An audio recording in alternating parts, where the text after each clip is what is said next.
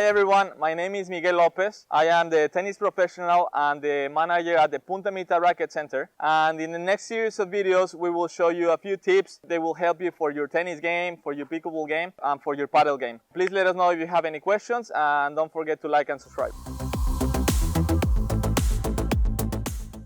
In today's video, we will talk about a couple drills that we use for your pickleball game to warm up, to get in your groove, to get in a good rhythm, and to practice the short game when you're close to the kitchen, when you're close to the non-volley zone. Try keeping the ball low, just hitting it over the net, trying to make it bounce inside the kitchen. The famous dinking game. A lot of people tend to avoid it, they don't like it, they don't feel they're very good with that soft touch, with the feel. But it's very important. It's a very important part of the game. If you see very good players out there, they are not always hitting the ball as hard as they can.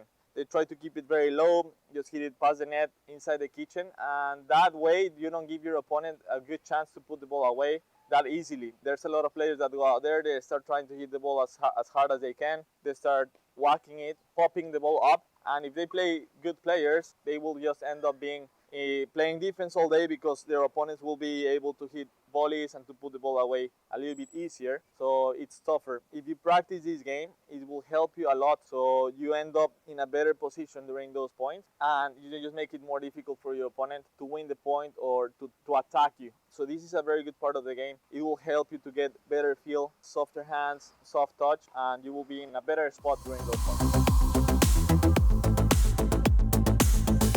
So now we're gonna show you, Jorge and myself, how we warm up and how we work on that short game and your dinking game.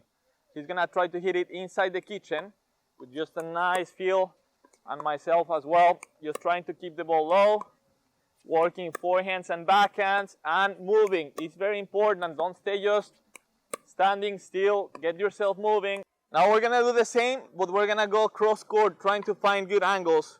You're trying to keep the ball low again. It's easier when you go cross court, you find better angle than when you go down the line. You have less court to hit. Right now you have more court to hit, so it's a little bit easier. And it's very good for the game because you're opening the court and getting your opponents outside of their comfort zone. And hopefully they will pop up a ball where you can put it away down the middle, or you can find a different angle. So try to get out there and practice these couple drills.